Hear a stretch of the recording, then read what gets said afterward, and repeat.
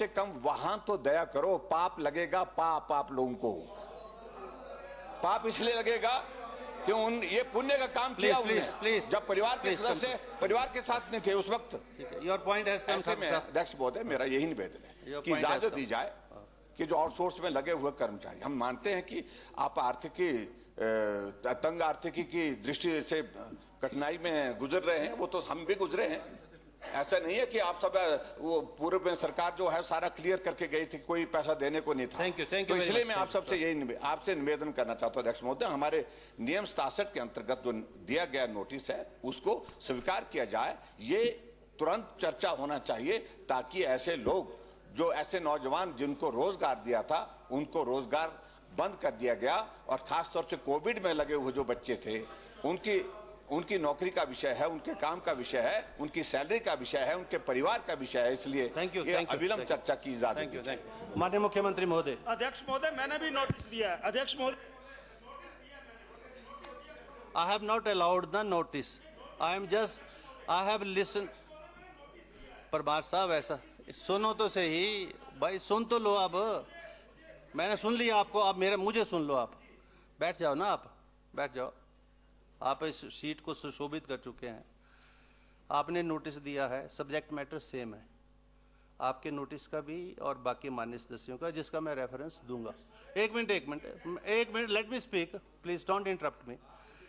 मैं आपको उनका भी रेफरेंस दूंगा, आपका भी दूंगा, जब मैं अपनी रूलिंग व्यवस्था दूंगा। अभी तो जो विषय ठाकुर साहब नेता प्रतिपक्ष, आपका सबका ट्रस्ट है ना इनमें।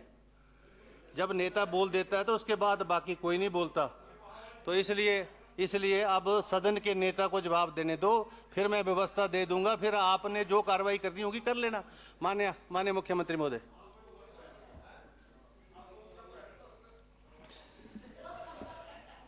माननीय अध्यक्ष महोदय, कल कृषि बिल पर जब बात हो रही थी, आपने रणधीर शर्मा जी और विपिन परमार जी ने बड़ा अच्छी बात रखी थी। चर्चा हो रही थी बिल पर, माननीय विपक्ष के नेता उठ गए, आपने बोला जो सब्जेक्ट इन्होंने ध्यान में लाया उसी में, तब तो खड़े होकर इन्होंने नारे यहाँ लगा लिए। मतलब जब आप इनको अनुमति दे तब कोई विरोध नहीं है।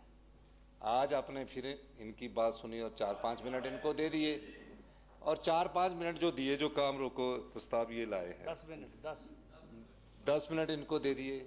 विधायक बेचारे दूर दूर से अपने क्षेत्रों के क्वेश्चन पूछने होते हैं, सब लोग अपने तैयारी करके आते हैं, फिर भी आपने इनको, क्योंकि आप विपक्ष के नेता का पूरा विश्वास है, जिन्होंने वैसे तो काम रोको में जिन्होंने नोटिस दिया होता बोलने की अनुमति उनको मिलती है, लेकिन आपने ऐसी व्यवस्था दी और सत्ता पक्ष उसको मान रहा है। लेकिन जब आप ऐसी व्यवस्था देते बिल पर, तब ये नारे लगाने आ जाते हैं, बैल के आसन के सामने आ जाते हैं। तो नियम सबके लिए बराबर होना चाहिए। गीता में लिखा है कि झूठ जो बोलता है पाप उसको लगता है। तो